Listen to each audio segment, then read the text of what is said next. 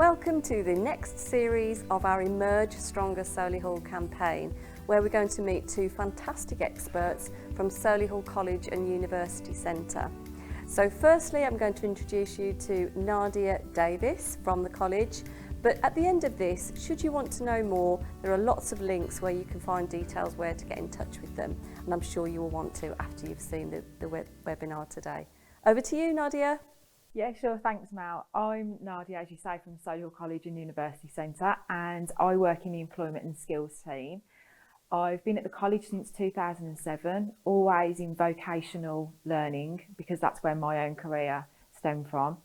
Currently, I work with lots of employers to discuss their recruitment needs, the skills needs of their staff, and also have experience in working with learners directly as well. Well, it sounds fascinating and quite a diverse role that you've got there at the college. Could you maybe start us off and talk us through what's been happening, obviously, since COVID? Is there a trend or anything particularly showing up now on the courses that people are recruiting for at the moment? Sure. So going back to March, we saw a large increase in our distance learning programmes, and to date we've enrolled just over 1,100 learners on those programmes. Those were ideal because people can study from home, and the courses are really flexible as well, so it fits in and around most busy lifestyles, and also gives people the opportunity to update their CV, specialise in new skills, and those courses are free of charge as well, so it's quite convenient for anybody that was, otherwise struggling financially. Oh, that's fabulous, isn't it? In addition, apprenticeships have started to pick up now. Many of our apprentices were furloughed over lockdown. However, they were all able to continue their learning, and our tutors all upskilled digitally and were able to support all of them online. Over the summer, we've recruited 200 new apprentices, which is really, really good across lots of sectors, primarily construction, professional subjects, and some digital subject areas as well. So lots of people have been making the most of maybe having some additional time or really getting to grips with the variety of services that we offer to adults who either need to upskill or completely retrain. And what's the age? Apprenticeships, are they for a certain age level? How old can you be going into an apprenticeship? Lots of people think that apprentices are 16-year-olds straight from school. But that is actually a myth. You can be an apprentice at 16 right the way through to 65. Oh! So yeah, it's one that surprises lots of people. But it gives people the opportunity to develop throughout a whole career. So you can start your career as an apprentice, but equally, if you're in a role and you're looking to progress and you have the opportunity to progress, but you need new skills in order to do so, then as an employee, you can utilise apprenticeship funding to develop new skills in order to help you to move on. And we deliver apprenticeships in lots and lots of subject areas across all industries and all sectors.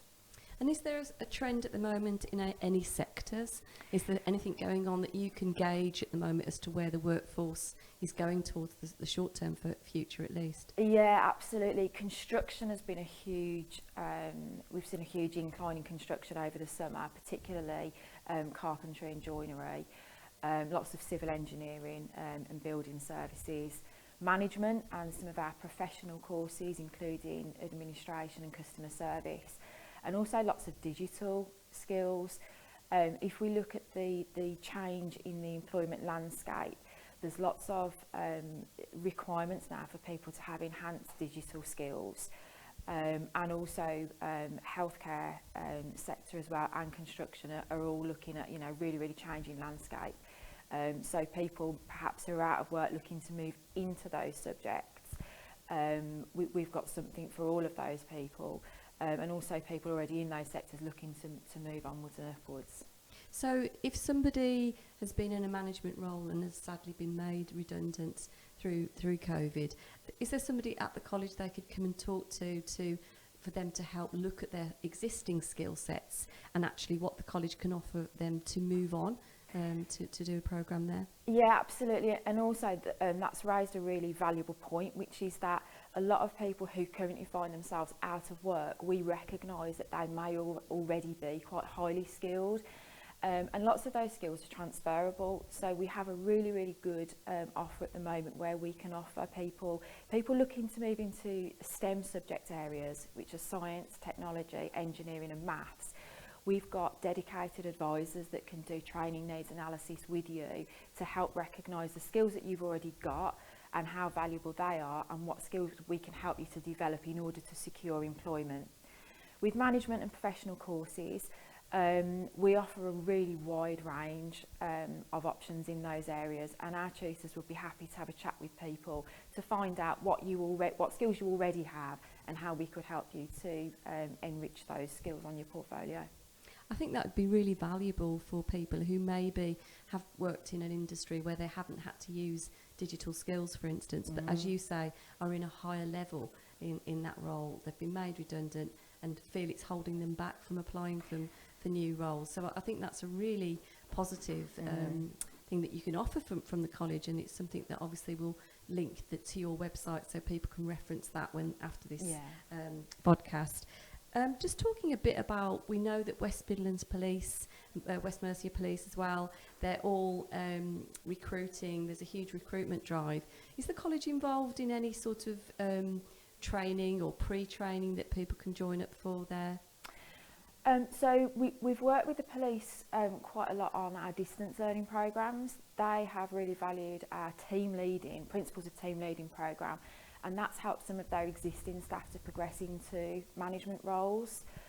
I'm not sure of any specific routes directly into their other recruitment opportunities. However, many of our distance learning programmes are, for example, mental health, working with understanding behaviour that challenges, and lots of wider health and social care courses may be a really good introduction, to demonstrating commitment in those areas that subsequently help you when you're looking for work. Brilliant. And would you say, Nadia, that there is a growth industry in one particular area moving into the future? Is it all digital, for instance, or technology, or can you see something that's emerged almost post-COVID? Is there anything that you're seeing emerging? I think certainly digital, because so many of our industries have been affected by digital, even retail. When you look at supermarkets and wider online distribution services, digital skills are the background to all of those things working seamlessly. Healthcare services and social care services as well is another big one, along with construction. Also, domestic manufacturing and engineering as well is an area that we expect to see lots of jobs growth in post-COVID. Brilliant. Thank you, Nadia. That was really, really interesting, and loads of fascinating facts there for us. So now I'd like to introduce a colleague who works with Nadia, and that's Paul, another wonderful expert up at Solihull College and University Centre. So over to you, Paul. So I've worked for the college for now 25 years in various roles, but in the last sort of 10 years I've been primarily supporting businesses. In the last couple of years, especially larger businesses in the local community and wider community, because the college reaches out to businesses up to 50 miles away. Oh wow. What sort of, could you talk us through a typical connection with maybe one of your businesses and what you do to enable them to engage with our future of the country, as it were? Okay, so basically it could be they have contacted the college to ask about a particular course, or equally myself and my colleagues meet them at sort of networking events. So typically it's about learning and development, so it's either supporting existing staff about their skills, doing perhaps a job role has changed, new digital equipment's come in, so they may need to upgrade their skills and refresh them. Or it could be that that company are looking to recruit members of staff. Now that could be a full-time member of staff, or it could be through an apprenticeship. So my role and my colleague's role is really to be that interface between businesses and the college wider provision. Oh, brilliant. Sounds like a fascinating role, actually. And you obviously enjoy it if you've been I there love a it. fair time. I do love it. Yeah. And so, also, we've been talking before we've come on air about the Sector Skills Academy. Could you maybe elaborate on that a little bit more? Yeah, that is a Job Centre Plus initiative. So we work with the local job centre pluses to support some of their unemployed clients to refresh their skills. For example, we are currently supporting the job centre with a business administration one, and I'm also currently working with a business based in Redditch who've got a client in Warwick, and this particular client is an automotive trim manufacturer, but they're diversifying into making NHS PPE, so masks and gowns. So they're hoping to recruit some sewing machinists, you know, the old rag trade, if I can use that term. So we're looking to support local people, both unemployed or people who are looking for a career change, to get into that type of work. And that's where we work with the job centre and the employer to come out with courses or training to support them to be able to get a job. Sounds fantastic. Also, I know you were mentioning before, is it something involving the community hubs? Because I think you get really involved in not only the local community but across the borough as well, don't you? Yes, we try to. So as a college we have reaches, so we have more than one campus, as you may be aware. So we try to work with local communities, both in North Solihull and South Solihull, to support those local communities. It could be there is an initiative, for example, they want to more construction trade courses, for example, and we deliver that at our Woodlands campus. There may be additional needs, for example, construction professional. There's always been a shortage nationally of civil engineer technicians. I know local businesses that we work in Birmingham and Solihull have always struggled to get enough people in. So that's an area that we always try to work with local schools, trying to encouraging young females to get into construction or engineering. So that's something that we're actively involved in. And what would you say, Paul, if you could give advice to the school leavers that are out there at the moment? They've obviously had a really disruptive year, and it's obviously a tough time for everybody.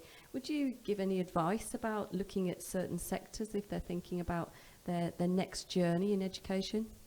The only thing I can say is, obviously, when you're in education, there's always opportunities to relearn or learn new skills, and I think lifelong learning is an important message for everybody. You're always having to refresh, reinvent yourself. I've had to do it 4 times in my career history, changing all the different lines.